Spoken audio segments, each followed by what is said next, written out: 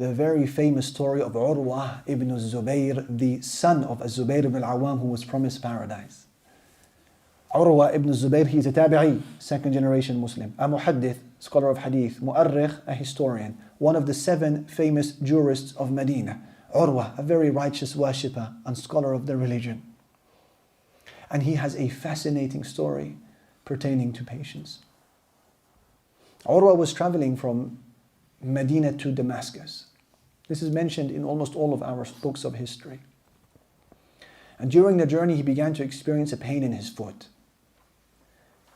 And by the time he'd reached Damascus, he discovered that it was al-akala. Al-akala means gangrene. And it was so severe by the time he reached Damascus, that his entire foot was consumed by this disease. So he entered into the gathering of Al-Walid ibn Abd al-Malik, who was the Khalifa of the time. And he said to him, I need you to see something. And he showed him his leg. So the Khalifa Al-Walid, he gathered his surgeons, his doctors to assess the situation. They said, this is al-akala, this is gangrene, and it's a consensus. It needs to be amputated.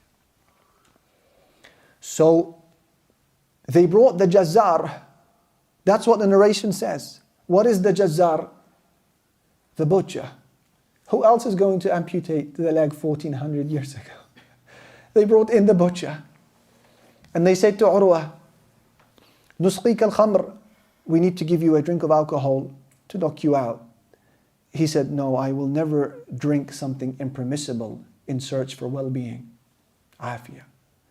They said, Nusqik al-murqid, we need to give you then something that will put you to sleep. He said, I don't want a limb of mine to be taken away from me without me feeling the pain. I want the reward to be full. And as he was speaking, he saw a group of men coming into the room. He said, who are these people? They said, these will be the people who will hold you down. He said to them, Inshallah, I don't think anybody will need to hold me down.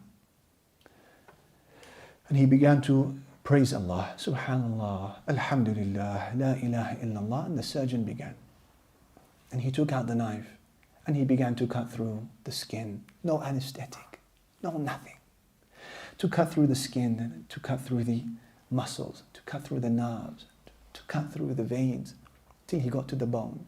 And he removes the knife and he brings out the saw. He begins to cut through the bone, until the foot is completely detached. And he has not uttered a single word or flinched. Then they bring a boiling vessel of oil to seal the wound. There's no other way to do it. And they dip his leg inside of the oil and he passes out. The pain is overwhelming. Moments later he wakes up and he finds himself wiping the sweat over his head. It's a grueling experience. And he opens his eyes and he sees the surgeons around him, the butcher, and they're carrying his foot. He said, give me the foot, please. So they gave Urwa the foot and he kisses it. And he said, Ama walladhi hamalani alayki. I swear by the one who carried me all throughout my life on you. Innahu la ya'lamu anni ma mashaytu biki ila haram aw ma'siyah. Never in my life did I use you to walk towards a sin. Then during the same journey, news was conveyed to Urwa. They said to him, we're really sorry. Your younger son, who you left back home, he was in a nearby stable and a camel kicked him. He didn't make it, he died.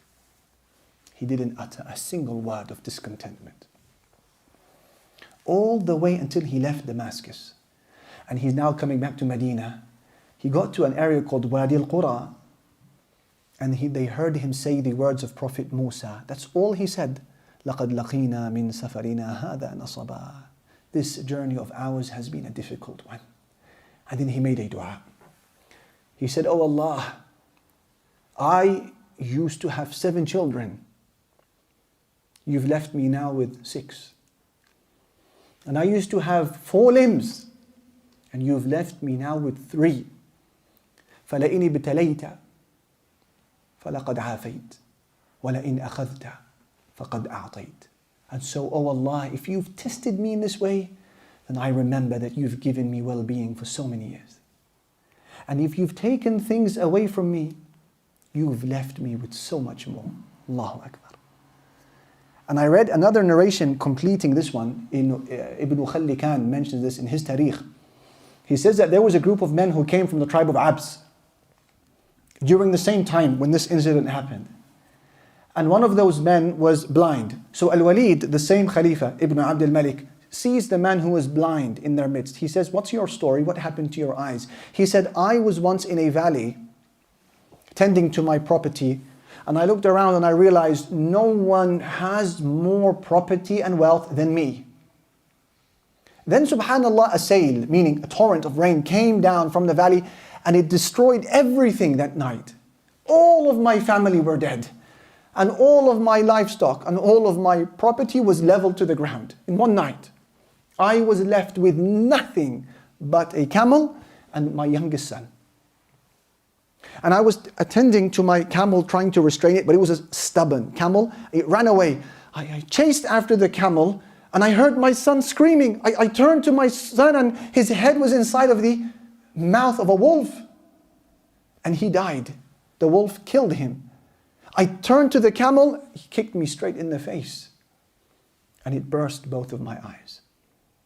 So in one night, I lost all of my money, all of my property, all of my family. And I was left nothing with a camel, but a camel and a child. And they were taken away from me as well. So Al-Walid ibn Abd al-Malik, the Khalifa, he said to his people, "Take this man to Urwa, who's just lost his foot. Take this man to Urwa, so that he realizes that there are people on earth who've suffered more than him." Allahu Akbar.